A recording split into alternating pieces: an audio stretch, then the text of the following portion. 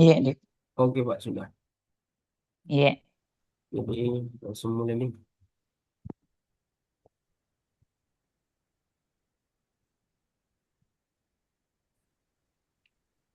Ya. Nah, itu bisa. Sudah, silakan. Jadi silakan diaktifkan kameranya dan mulai berdiskusi. Ah, siap, satu. Oke. Ya, sebelumnya kami dari kelompok 2 di room 4, eh, coach ya, sepatu melihat video nanti ini ya, sekedar memperkenalkan kelompok. Ya. Temanya tentang menangani masalah zakat,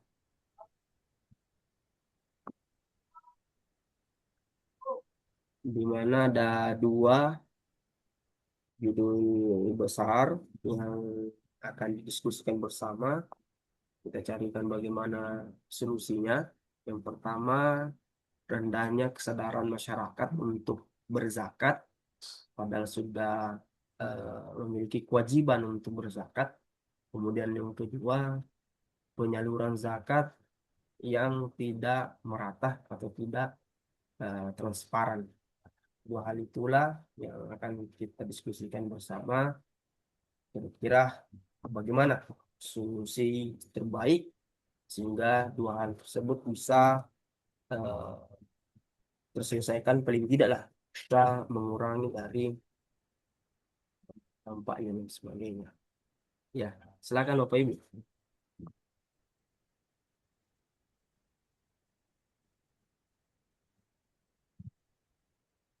Ya, terima kasih atas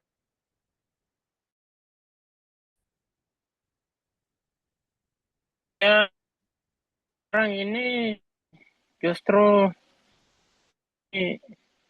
menjadi sesuatu yang bisa menimbulkan konflik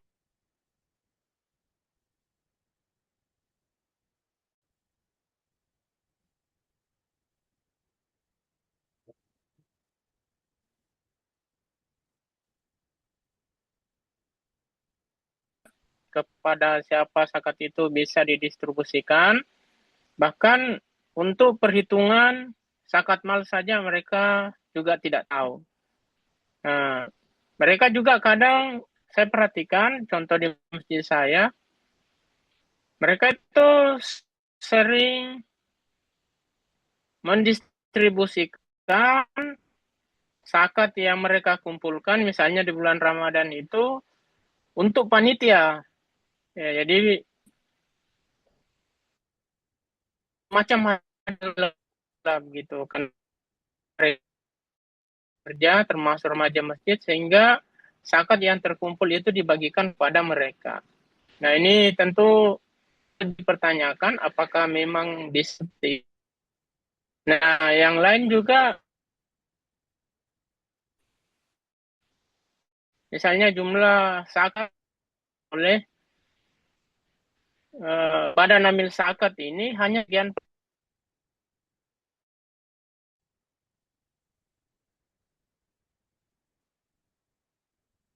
dapat.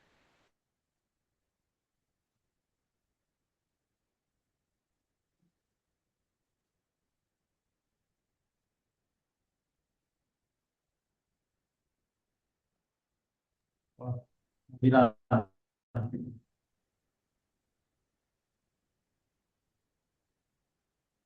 Ya, sangat perlu memperhatikan tentang 8 kalau tidak salah ya. Ada 8 mustahid atau apa namanya itu yang berhak menerima itu, dan dia mengatakan bahwa kalau kita sebagai amil zakatnya, orang yang mengumpulkan zakat, maka dia harus mendistribusikan zakat itu kepada 8 mustahid ya yang bisa menerima itu. Artinya misalnya di situ bahwa ada untuk mu'alaf. Jadi ada untuk mu'alaf. Berarti dia harus berusaha mencari mu'alaf.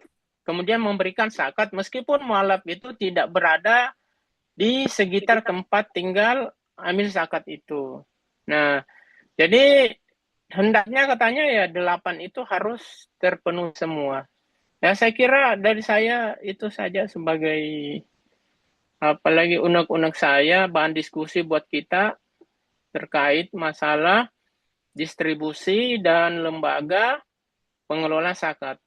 Ya, terima kasih. Assalamualaikum warahmatullahi wabarakatuh. Waalaikumsalam warahmatullahi wabarakatuh. Baik, Bapak Ibu sekalian, perkenalkan saya akan memberikan sedikit gambaran tentang pengertian-pengertian tentang zakat. Bagaimana kita ketahui bersama bahwa zakat itu tujuannya membersihkan harta, menumbuhkan kepedulian umat. Itu dua. Jadi tujuan zakat itu membersihkan harta, yang kedua menumbuhkan kepedulian umat. Jadi zakat secara bahasa artinya kan suci, tumbuh, berkembang, dan berkah. Itu pengertian zakat secara harfiah. Nah, secara istilah, zakat itu merupakan yang dikeluarkan oleh seorang muslim yang telah memenuhi syarat untuk diberikan kepada golongan yang berhak menerima. Tentu banyak dasar-dasar hukum terdapat dalam Al-Quran tentang hukum zakat itu. Di antaranya wa aqimus shalah wa atuz zakah. Kita diperintahkan untuk sholat dan menunaikan zakat. Dan ini juga perlu perhatian. Jadi ada orang yang ahli sholat tapi tidak bagus zakatnya. Nah, ini yang perlu kita perhatikan. Bagus sholatnya tapi malas berzakat. Kemudian yang dimaksud dengan zakat itu ada dua macam-macam zakat. Pertama adalah zakat fitrah, yang kedua adalah zakat mal. Ya, zakat fitrah kan hanya 1 kali 1 tahun ya, di hari raya Idul Fitri saja. Ya, biasa sekitar 2,5 sampai 3,5 kilogram makanan pokok yang kita keluarkan. Tapi yang perlu kita perhatikan meliputi emas dan perak, uang atau tabungan kita, perdagangan, pertanian, peternakan, hasil tambang, profesi, penghasilan, itu semua ya sudah termasuk hisab, ya. Sudah termasuk ya harus dikeluarkan zakatnya. Ya, tentu syarat wajib zakat itu juga ada 5. Nah, pertama dia beragama Islam, merdeka, memiliki harta secara penuh. Yang keempat, harta mencapai nisab.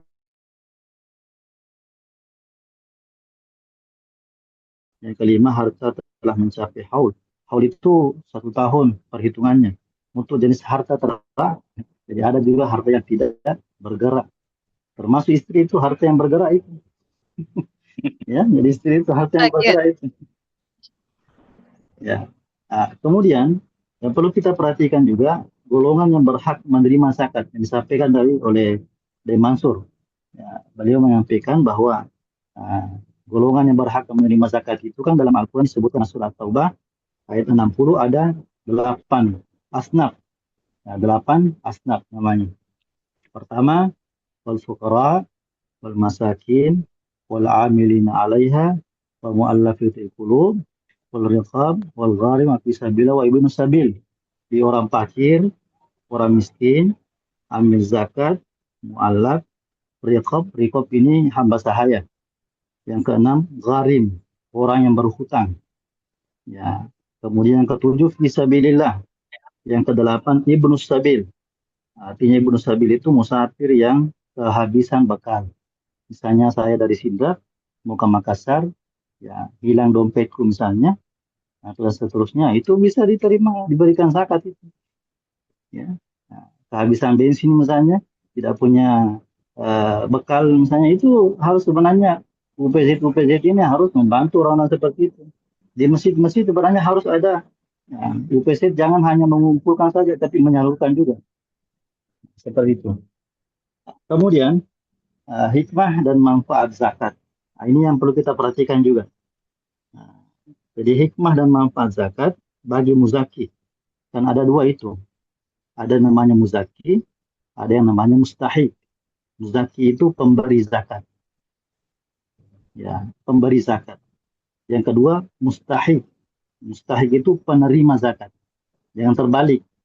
Karena kebanyakan di tengah masyarakat itu ya banyak yang terbalik ya. Dia orang kaya tapi terima zakat.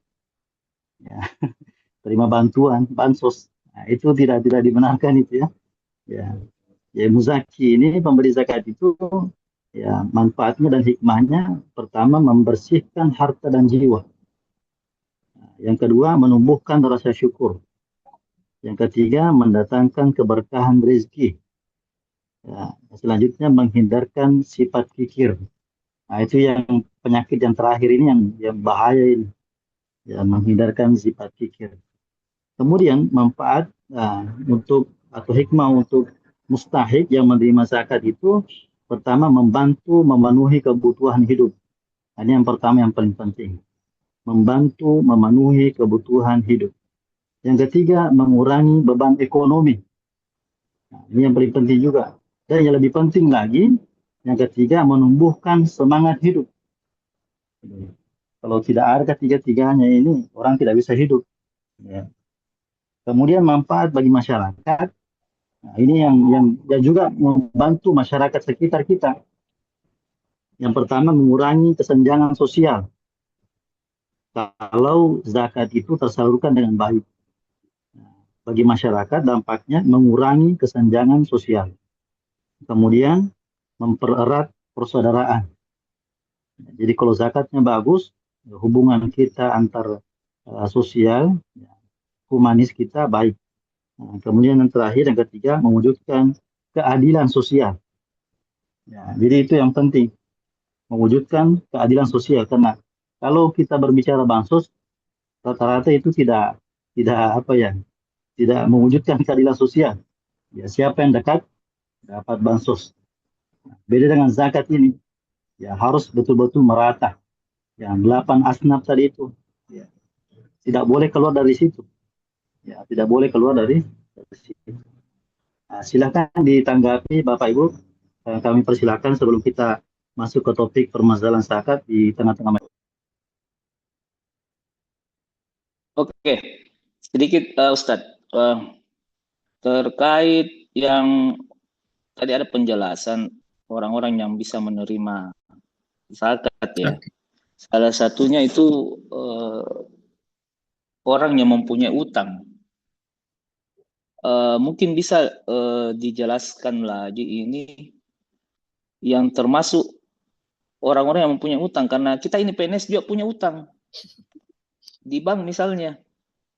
Apalagi kita tergolong bisa menerima zakat juga seperti itu Ustaz. Atau ada yang mungkin penjelasan yang lain. Oke, mungkin itu saja dulu dari saya. Ya, sebelum saya jawab, saya kembalikan ke Bapak Ibu dulu. Mungkin ada yang bisa tanggapi.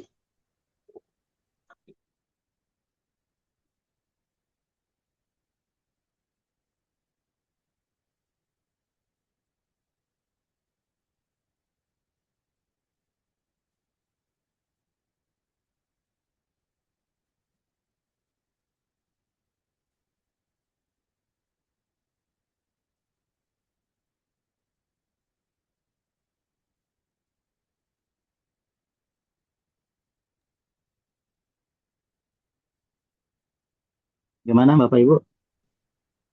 Saya lanjut ya. Ya, silakan. Ya, terkait dengan hutang piutang, termasuk ini al-gharibina yang berhutang ya boleh menerima zakat. Lalu kita juga tinjau dari segi ekonominya. Kalau dia ekselon 4 ya, masuk SK-nya di bank, saya kira tidak perlu dibantu. Ya, tidak perlu dibantu karena yang berhak menerima zakat yang orang berhutang itu yang tidak wajib zakat. Ya, yang tidak wajib zakat. Ya, contoh ada tabungannya 100 juta. Ya, kemudian hutang yang harus dibayar tahun ini 30 juta. Jumlah besar. Sisa harta 70 juta. Itu tidak bisa itu.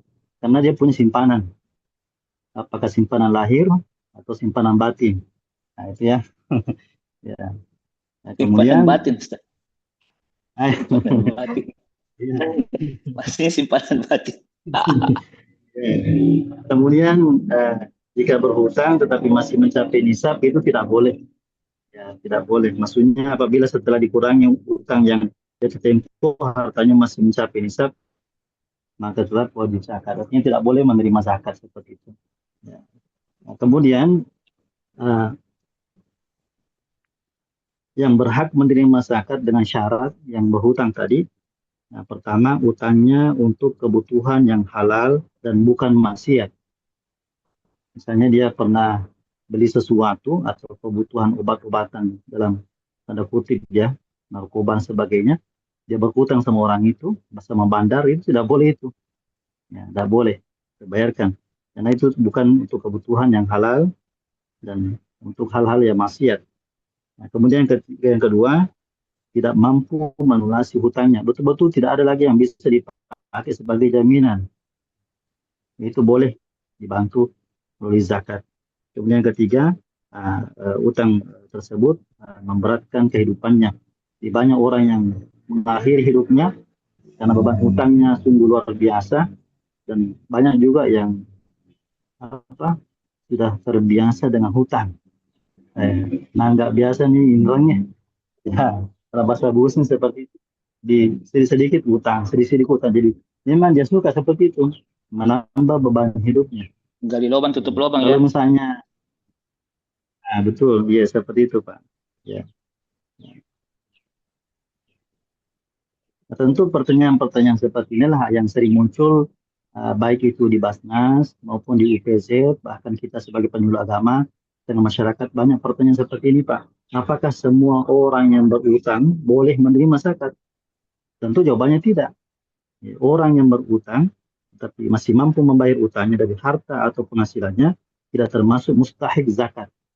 Yang berhak adalah mereka yang benar-benar kesulitan melunasi hutangnya. Itu poinnya Pak. Jadi kesimpulannya, utang dapat mengurangi kewajiban zakat bagi muzaki. Dan dalam kondisi tertentu, orang yang terlilit utang, al-gharim tadi, juga dapat menjadi penerima zakat apabila tidak mampu melunasinya. Seperti itu Pak.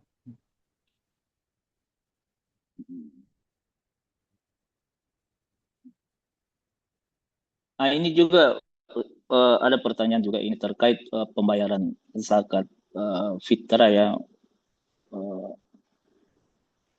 Yang mana itu lebih afdol, Ustaz? Beras ataukah uang?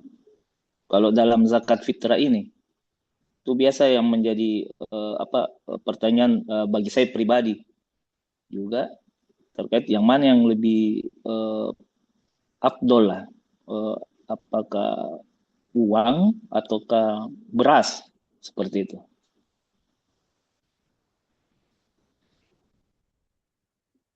Ya mungkin ada yang lain bisa tanggapi dulu. Silahkan Bapak Ibu.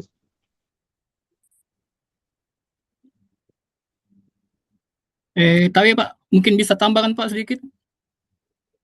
Iya, iya. Kalau saya Pak, kan bagusnya itu kayak sembako, karena kan langsung dia nikmati Pak. Kalau tak uang, takutnya itu uang dia salah gunakan Pak. Misalnya dia beli barang-barang tuh apa kan kalau misalnya sembako, beras atau gula, misalkan kan dia langsung bawa ke rumahnya, mereka masak dan mereka makan. Kalau uang takutnya bisa bisa bisa jadi itu uang nggak sampai ke dapurnya Pak. Oh, terima kasih. Tapi menanggapi, Ya, silakan. kalau saya lebih bagus uang. Kenapa? Mungkin bisa bukan hanya sembako yang maksudnya dalam sehari atau beberapa hari sudah habis, tetapi diberikan modal usaha. Jadi, tetap perlu pendampingan. Jadi bukan hanya diberikan kemudian dilepas begitu saja. Jadi ada pendampingan, kemudian bisa dilakukan untuk modal usaha sehingga nantinya fakir miskin itu bisa mandiri secara ekonomi begitu Pak. Terima kasih. Nah, Ya, pertanyaannya lagi ini, Ustadz, apakah memang ada jumlah tertentu kalau misalnya zakat yang misalnya tadi ibu tadi menjelaskan bahwa misalnya dia mendirikan suatu usaha, berarti kalau kita mendirikan usaha kan pasti butuh modal besar. Apakah zakat juga bisa yang diberikan kepada kita ada jumlah tertentu gitu untuk bisa mereka ajukan sebagai modal usaha bagi kaum yang berhak menerima itu mustahik itu? Itu menjadi baik, pertanyaan juga. ya. Baik, saya jawab dulu yang pertama tadi tentang apakah tadi utama zakat fitrah itu disalurkan dengan menggunakan uang atau beras.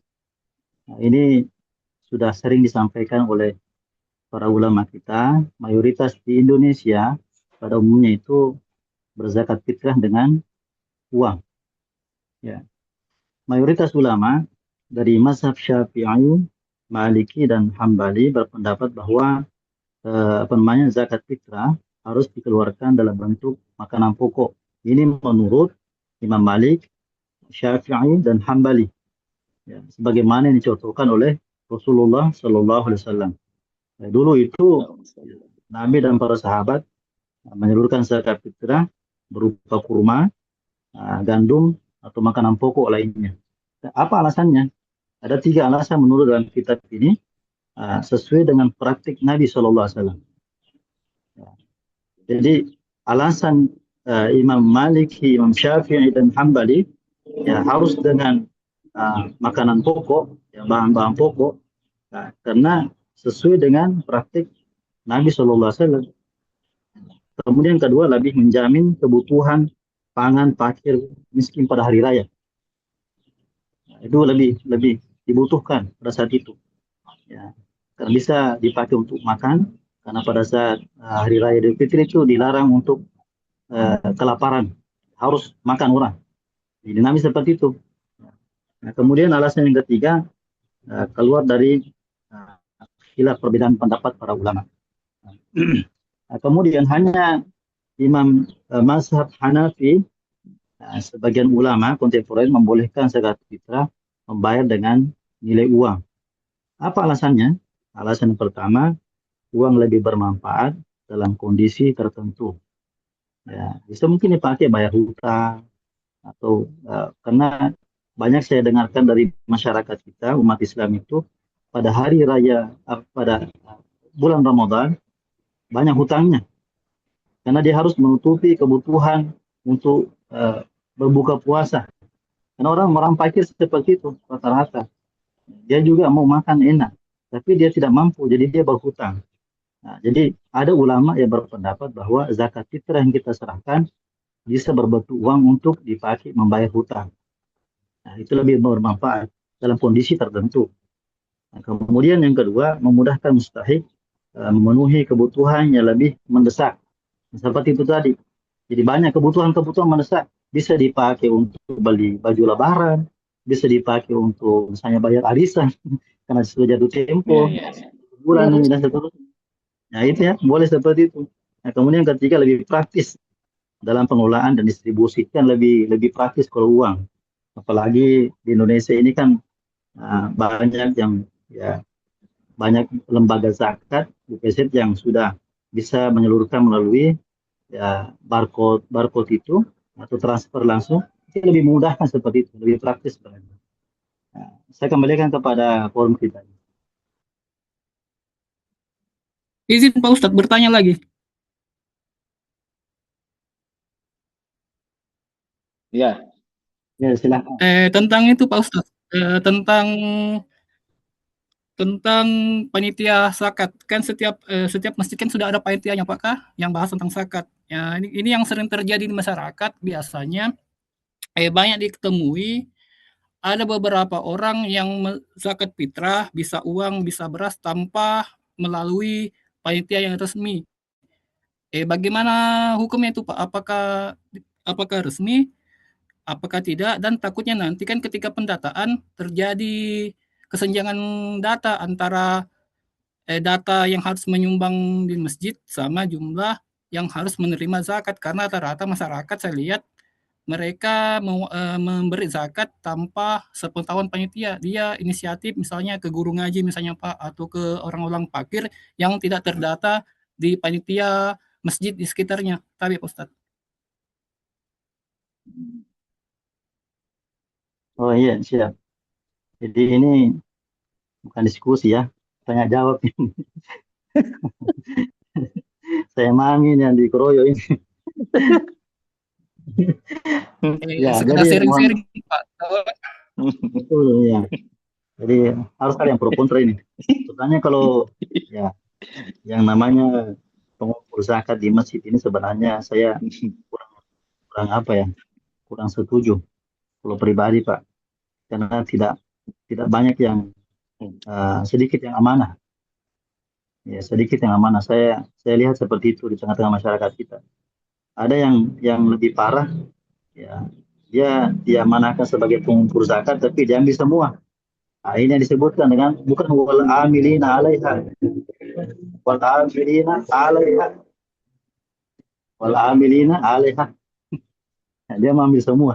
Nah, ini yang sebenarnya harus kita apa namanya sampaikan kepada Basnas dan UPC setempat untuk mengkoordinir ya pengumpul-pengumpul zakat yang ada di masjid-masjid, karena itu seperti yang disampaikan tadi oleh Bapak Mansur bahwa harus tertib administratif, ya tertib administratif, karena masih banyak yang melakukan praktik-praktik penyaluran zakat dengan cara tempo dulu ya. Tidak sesuai dengan aturan-aturan agama dan pemerintah kita. Jadi harus sesuai dengan uh, aturan-aturan yang ada dalam aturan zakat itu sendiri. Jadi harus memang ada semacam SK dari Basnas dan UPZ supaya terkoordinir dengan baik, dan harus juga ahlinya yang mengelola itu, menurut saya seperti itu. Ya, harus profesional. Apalagi kalau misalnya secara pembagian itu lebih apa ya? Lebih khawatir saya ketika nanti mendekati hari raya baru dibagikan. Sebenarnya ketika masuk Ramadan itu 10 terakhir itu harus betul-betul dibagikan. Zakat harus masuk semua. Jangan mendekati hari raya baru diserahkan. Lebih afdolnya itu 10 terakhir Ramadan. Kita sudah bayar zakat fitrah dan sudah disalurkan secara menyeluruh supaya tidak apa namanya, supaya tidak kewalahan panitia masjid juga. Dikasihan malamnya dia bagi zakat, besoknya dia mengantuk, akhirnya dia mau sholat Idul Fitri ternyata sholat duhur. Itu seperti itu Pak ya. Izin menanggapi juga terkait zakat. Jadi kan sudah dijelaskan tadi bahwa zakat itu sebaiknya sejatinya dibagikan Hamin 10 sebelum Lebaran. Tapi fenomena yang saya lihat di masyarakat itu banyak yang mendistribusikan zakat setelah Lebaran, Pak. Itu gimana ceritanya? Soalnya Jadi itu jadi itu iya, bukan zakat lagi, itu tinggal sedekah itu. Tinggal penyalurannya itu. Iya. karena memang dari Basnas sendiri yang saya lihat di daerah sini itu biasanya mereka mengadakan satu kegiatan yang dimana judulnya itu pendistribusian zakat. Tidak tahu zakat fitrah kah, zakat mal, atau bagaimana? Itu, Kemungkinan itu zakat-zakat mal itu. Ya oh, tidak kalau mungkin zakat lah mal memang begitu ya, Pak. Tidak orang bersama Basnas dengan tidak zakat mungkin. fitrah. Iya, Nggak mungkin zakat fitrah itu. betul iya. Kan H-10. Jadi Iya. bertahap.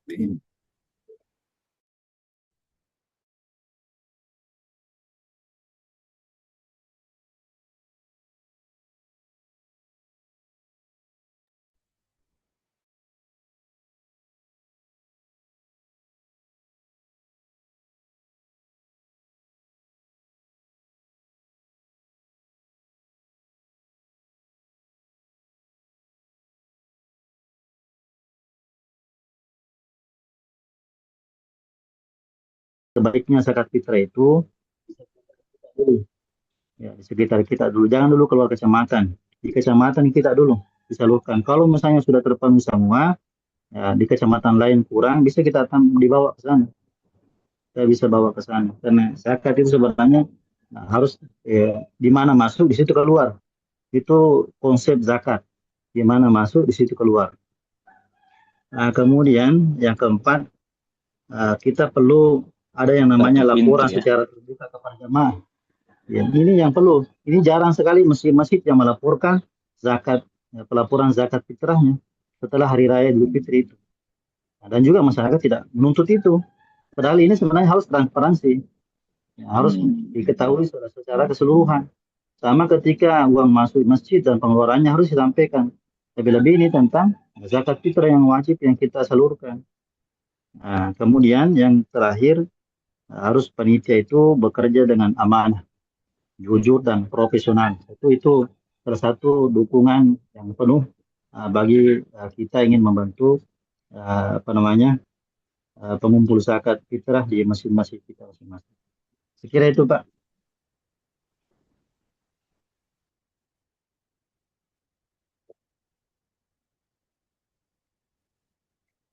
Nah, kemudian saya sedikit menyampaikan kepada kita, saya sampaikan bagaimana tanggapan Bapak Ibu kira-kira kalau misalnya ada di tengah-tengah kampung kita tokoh agama yang tidak mau diganti sudah bertahun-tahun dan menganggap zakat fitrah yang dia terima itu adalah miliknya, tidak mau disalurkan ke masyarakat karena anggapannya apa yang saya terima itu milik saya. Bagaimana tanggapan tak kira-kira?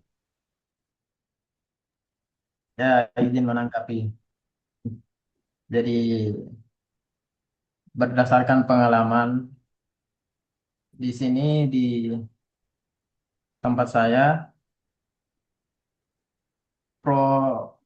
apa ya, proses pendistribusian dan penerimaan zakat itu berdasarkan data dari pemilu. Nah, makanya di situ kan sudah tertera berapa kartu keluarga, berapa anggota keluarga kan.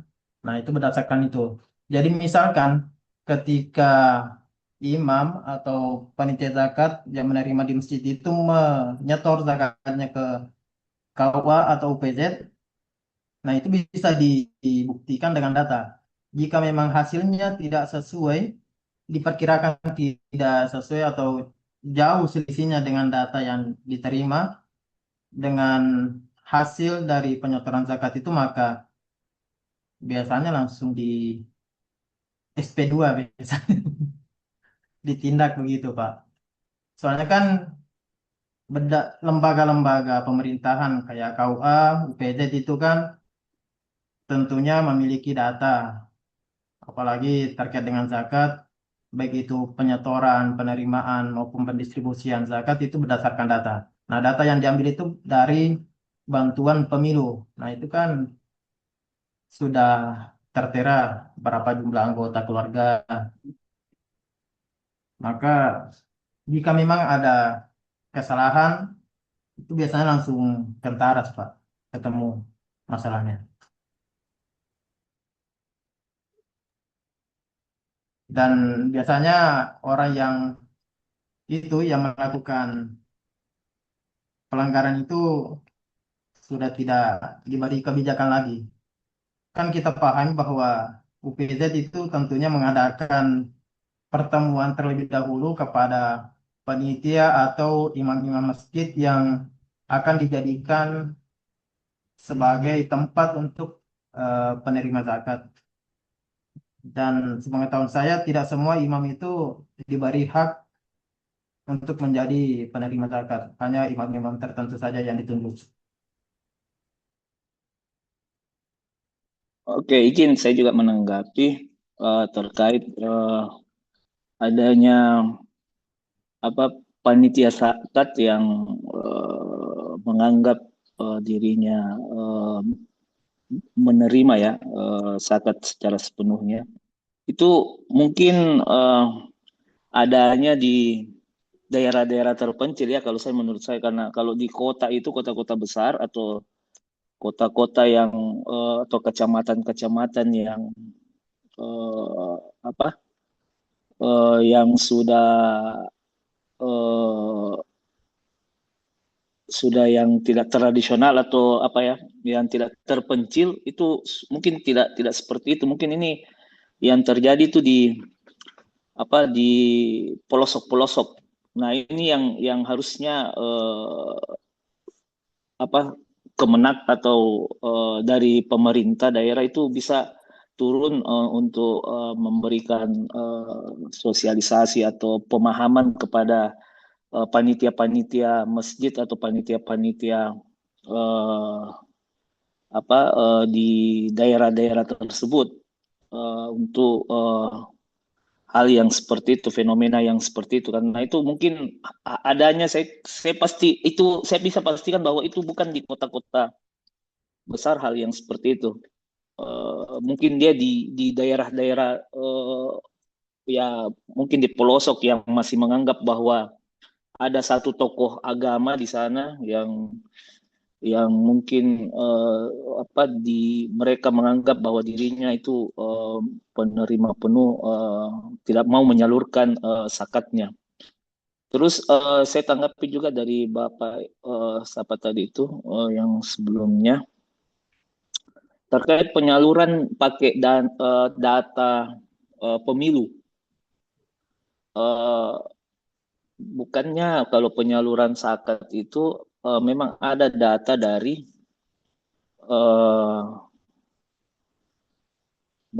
Capil ya, dari terkait bantuan atau dari Departemen Sosial atau mereka datang langsung ke masjid para Biasanya kalau misalnya Pak, zakat fitrah biasanya atau Keluar. zakat datanya fitrah kan dari kelurahan, Pak. Kelurahan biasa. Ya, kelurahan yang mengusulkan data yang berhak menerima zakat.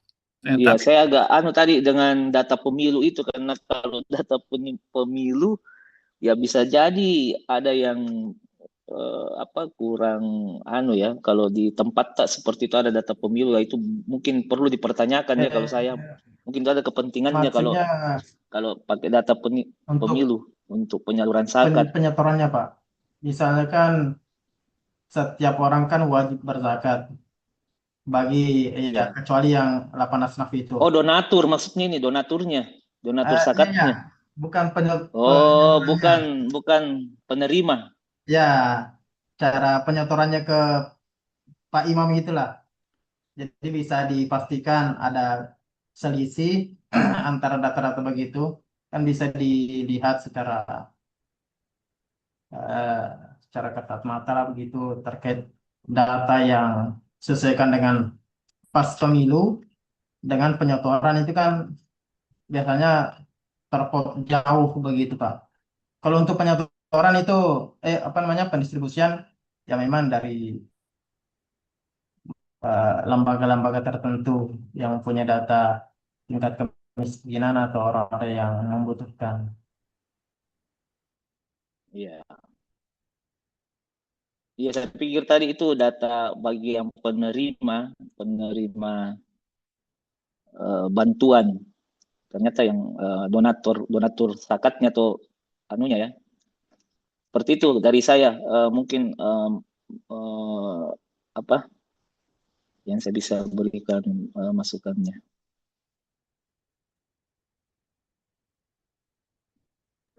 Ya, menarik. Baik, Panjang Bapak Ibu, diskusinya di. mohon izin. Ya, karena waktu menunjukkan pukul 5 sore di sini. Jadi kita simpulkan saja ya.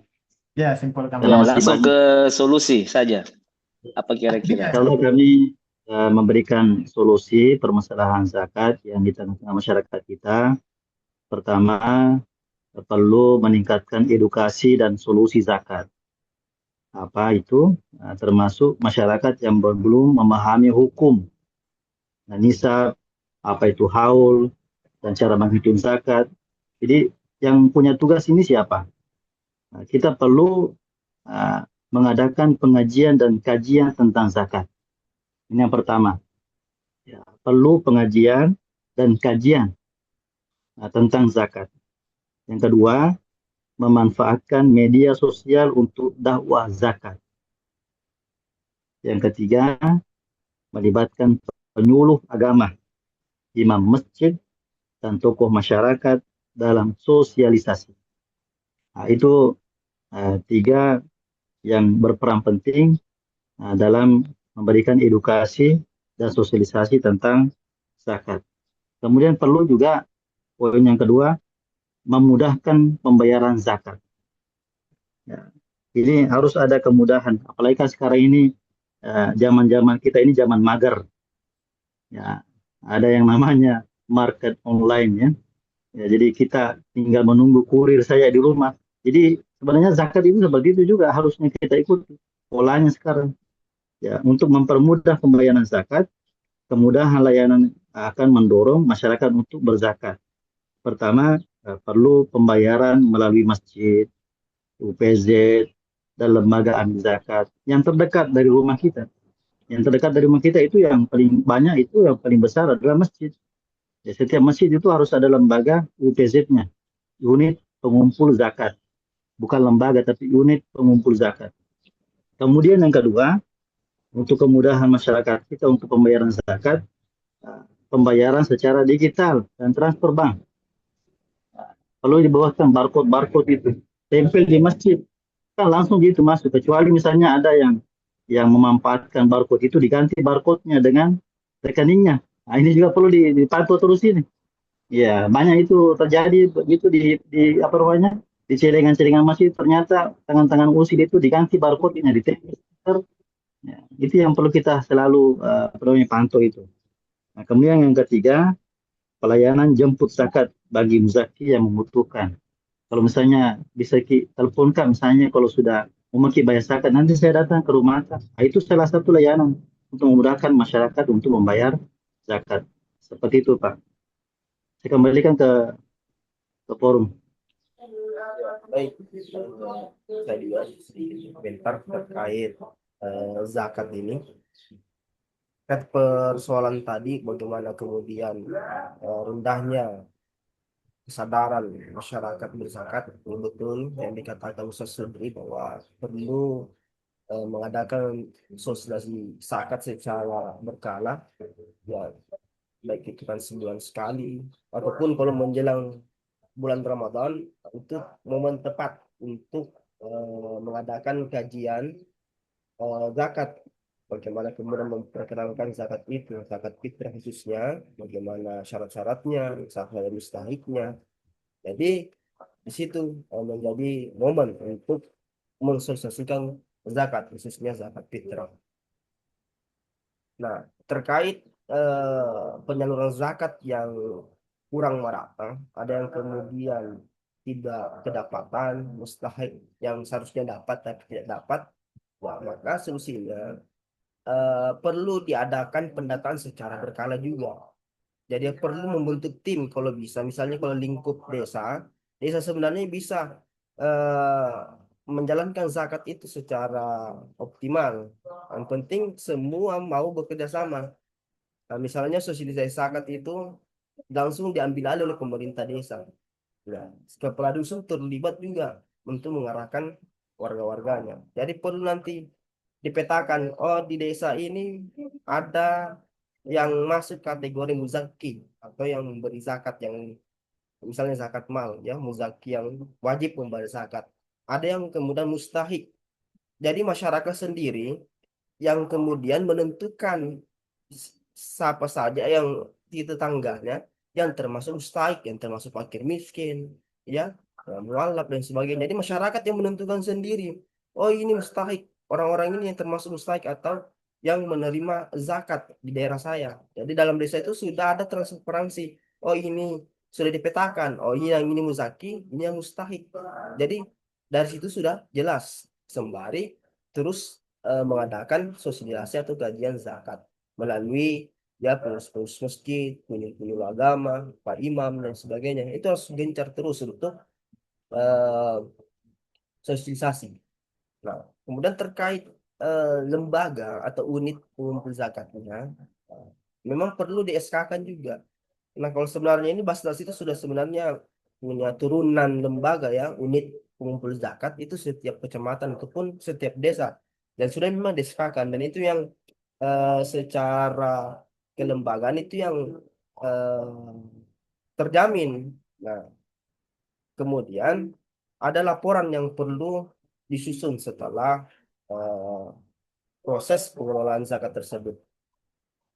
Jadi saya kira itu bahwa sebagai kesimpulan dari dua permasalahan itu dalam lingkup desa perlu kerjasama satu sama lain, baik pemerintahnya, masyarakatnya, orang-orang yang memiliki kewenangan di desa tersebut bekerja sama bagaimana kemudian menjalankan program zakat ini termasuk penyalurannya ya secara bersama-sama. Ya, sekian seperti itu. Ya, saya kembalikan kepada Bung.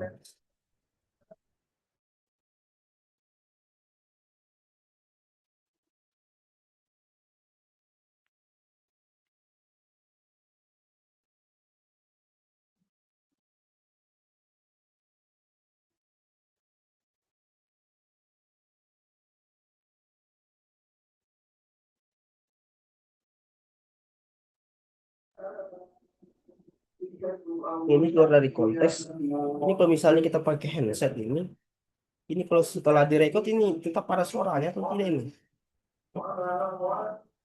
Barang yang sampai tidak ada suaranya kan?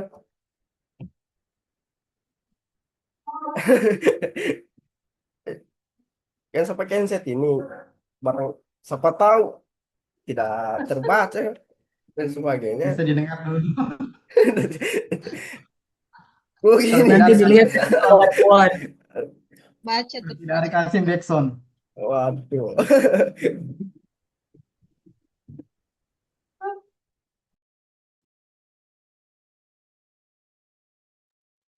Ya, insya Allah diskusinya lanjutkan pada saat rencana agama kebetulan sidak tuan rumah. Insya Allah kita kumpul ngopi-ngopi untuk kelompok Siap, Pak, kita siap. ini. Siap. Jadi bagaimana nih? Sudah selawat di sini sih ya? Bungkus nih, bungkus. Bungkus saja deh. Pak, sudah selesai. Ya barangkali Pak ada Lui, ini yang ada linknya Pak. ini mau nggak tahu bagaimana selanjutnya nanti. Ada linknya Pak Lui. Ini record. Nggak ada. Enggak ada. Bukan saya yang record, Bu. Saya yang rekod. Siapa nih? Berarti dari BDKJ kayaknya dia. Pak Irham. Saya Bu. Oh, Jadi kita. linknya diambil di mana? Nanti diupload di saya ini ya, upload jadi- di Oh iya. Oh, iya. di Google Oke. Drive saja di. Linknya dibagi, Bu. Kalau YouTube kan tidak terlalu pakai Iya, YouTube. Ke nanti. Google Drive saja. Iya, Google Nanti Drive kalau saja. disuruh arahkan ke YouTube baru ke YouTube. Iya. Jadi linknya nanti ini di mana di LSM di apa? Dikumpul. Linknya Google Drive. Ya, linknya setelah disalin itu Pak. Dikumpul Linknya di, dikasih sama Pak Indra kayaknya ya. atau di LSM kayaknya adakah kolom kumpul Di tugas? Pak Indra Ada saja tempat mungkin. tugas Google Drive untuk upload tugas. Oh, ada di situ ya. Atau barangkali saya matikan rekodnya Tapi itu dulu. mungkin tugas individu. Tugas kelompok ada juga ya di situ ya. Tugas individu atau tugas kelompok? Ini kan tugas kelompok nanti dilihat. Ini dimatikan rekodnya dulu di. Ya, mungkin bagusnya Pak dikasih mati dulu rekodnya tuh, jadi kita bisa cara bebas kayak apa dulu. Oke, terima Biar nggak kasih. terekam Ki, Pak. Ya, assalamualaikum warahmatullahi wabarakatuh.